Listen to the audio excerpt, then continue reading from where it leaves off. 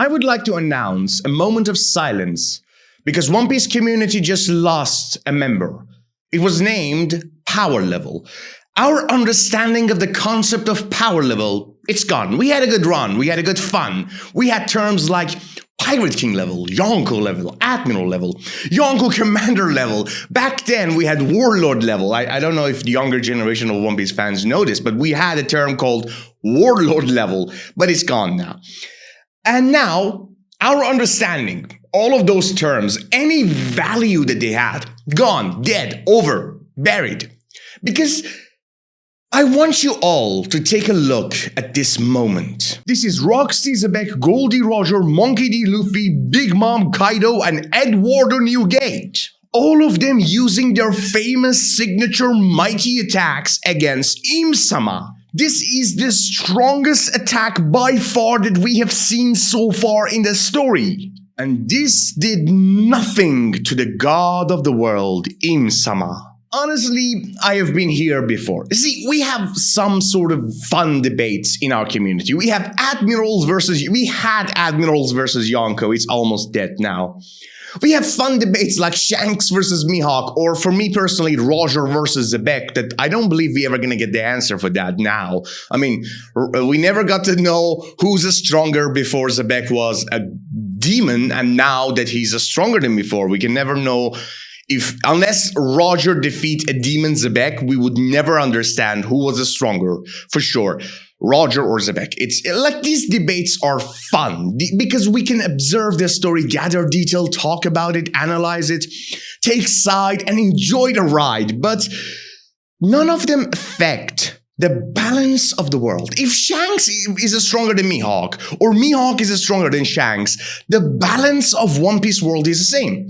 Doesn't matter if Rox is stronger or Roger is stronger. The balance of the world is the same. I personally don't mind if the answer for each of those questions is just 1% difference. I don't care. It's just about a little fun bet. But now we have a character that can solo One Piece world. I mean, I'm gonna make a video saying that few characters perhaps gonna have the power to damage at this point of the story, damage Im-sama. By the end, probably a lot more characters. But at this point, as far as we know, if the entirety of One Piece world, all the Yonko, all the Admirals, all the Great Pirates, all the Warlords, every major character joins side in one side, and Im-sama without the help of Gorosei, without the help of Marine, without the help, like give Marine to the other side, I don't care. Im-sama alone can solo all of them. And this means that we have the Age of Gods in One Piece, something that we all knew gonna be the case. Back then, I had this delusion about the Gorosei. I was like, no, Gorosei, they cannot be Yonko level, they cannot be comparable to Yonko. This would ruin the balance of the world. And that happened.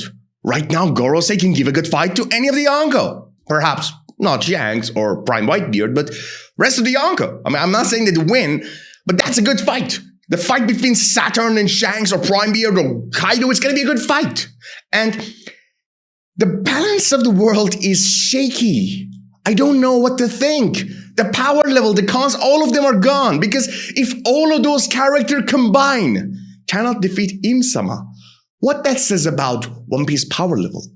If it's basically like me, a random dude, a random girl, all of us against a prime Mike Tyson. It doesn't really matter if I'm stronger than the first guy or the second girl. We all the same to prime Mike Tyson. We're gonna be dead in 5 seconds. So I'm not mad though. I'm not mad because I have something called trusting in Oda. Oda knows far better than me that introducing a character like this can ruin any story. In a story about power level, in a story that, like One Piece, to me, personally, at deepest level, it's about storytelling, it's about drama, it's about beauty, it's about characters. Power level is just a spice. So I don't care about power level to the point that I get disappointed from One Piece, but in One Piece, it does really matter how strong you are. A lot of things cannot be achieved by you unless you are strong. This is not a story about Frodo taking a ring and throw it into the Mount Doom and Sauron gonna be defeated, even though Frodo is billion times weaker than Sauron. No, this is a story that how strong you are matters.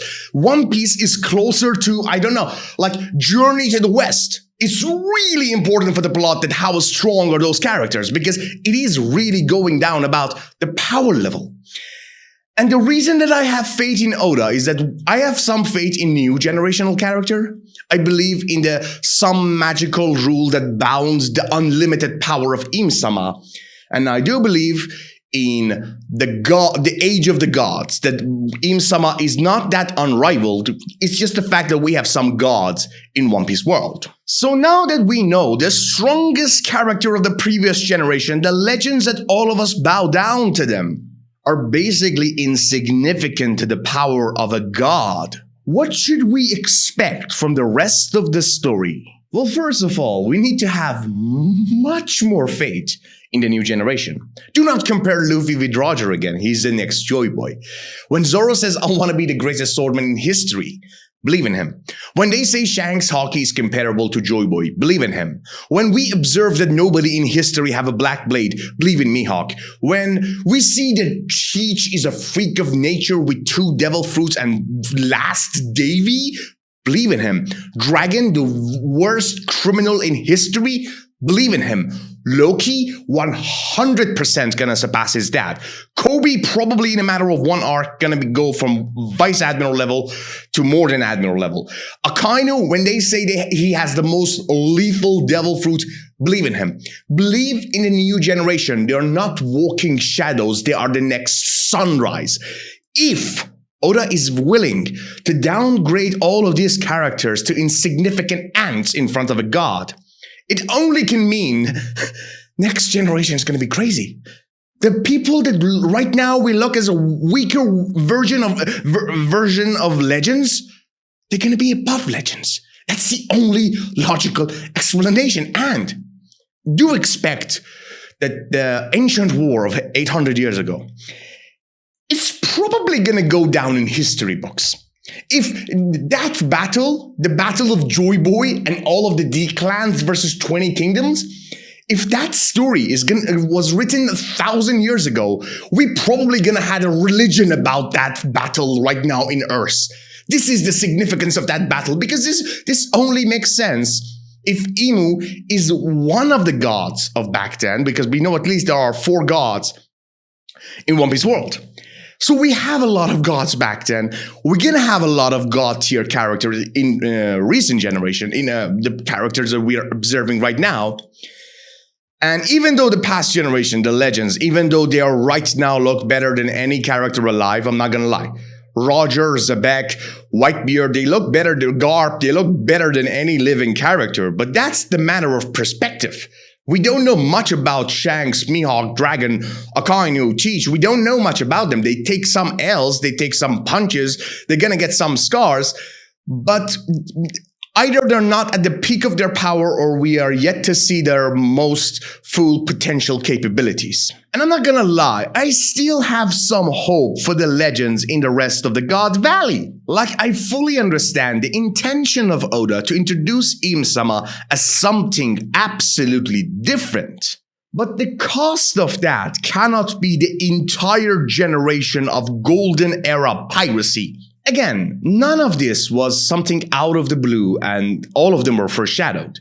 When Im-sama was talking to King Cobra, she or he mocked the power, the knowledge, the understanding, the value of every living D member of this generation, or actually few centuries. He believed that all of them are jokes now. They don't know who they are, they don't know what they're doing, and they are insignificant to me. So yeah, deep down, we all expected this idea that Zebek gonna be turned into a demon. Mr. Mort and some few other brilliant YouTubers lead that idea. I never liked the idea because I didn't want to, the balance in One Piece world is very precious to me. I didn't want to push this idea that, yeah, we're gonna see a One Piece world in which Zebek is irrelevant compared to some characters. I don't want to read that story, but it's not up to us. We need to treasure what Oda is writing for us and not forcing my own agenda to the writer. So now he did that. Kid. Captain, remember how we mock the defeat of Captain Kidd versus Shanks? The defeat of Zebek compared to Im-sama was even easier. Like, it was effortless. It was effortless. Shanks put some effort into defeating Kidd, but for Im-sama, it was a joke. But now we have the fight between Roger or Zebek, or Garp and Roger versus Demon Zebek. We're gonna have either, or perhaps some other people gonna help. I don't know. But we have two fights going on in the God Valley. God Valley, as far as I remember, was a 3-day event or a few-day event. So it cannot end right now. So either we're gonna see some crazy good feats in the fight between Legends versus a demonic Zebek, or one of them is gonna do the bare minimum to Im-sama. Even if Im-sama says, this is the most I can hold the Saturn body and I have to leave, even if somehow Im-sama reach any type of limitation, I'm happy. Like, this is not even the Im-sama in person. This is Im-sama possessing the body of Saturn. I'd like to see some limitation, or else things gonna get too crazy to handle for me. And for Oda, like, Oda is one of the best living plot creators in the recent century. I'm saying this reading 1,000 novels, 1,000 good epic novels. And as far as creating a plot goes, Oda is a grandmaster. Oda is an international grandmaster when it comes to creating a plot. He knows what he's doing far better than me. But creating that much of an unimaginably a strong character is dangerous to any story, and a lot of shonen suffered for this. A lot of shonen, I'm not going to name names, but a lot of shonen created godlike characters and ruined their manga. That happened. This cannot happen to my manga. This cannot happen to something that I treasure. So I like to see some limitation, and I like to see the old legends do the bare minimum and do some good damage to in any area to Im-sama. But before ending this video, I like to talk about one key line from Zebek.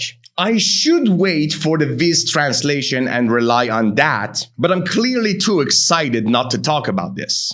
Zebek called Im-sama the Rat King. The term Rat King or the King of Rats is not a mere insult. For the fellow fans of the Sir Terry Pratchett and the novel Amazing Maurice and the people who love folklore, we actually have a demonic creature called the Rat King. It's when so many rats come together and they create a monstrous creature. You can probably see the picture right now next to me somewhere. The Rat King is a collective power, a collective being full of terror and fear and fate and demonic power. So when Zebek is calling Im-sama the Rat King, I'm like, this is not an insult. This is a hint about the identity of Im-sama, that Im-sama is not even a single person. Im-sama is not a he or she, it's a them, just like Teach. Teach is not a he, it's a them. It's a collective being. I expect Teach to have the soul of Davy Jones. So I do expect the same from Im-sama. Like, because we are right now seeing Im-sama, and this creature doesn't even look like a human. This is its body. It's not a silhouette. It's a body. It's chopping a body. Roxy Zebek was chopping the body of Im-sama. And that's the king of the world. It's not a single person. It's a collective being. And maybe that's why Im-sama is so powerful, because we're not even dealing with one character. Im-sama is something created, like world government, when 20 nations came together and created a system. Im-sama is not a person, but a collective being and a rat king. And this is a very tricky idea because I do love it. It's full of literature and full of mythology and folklore.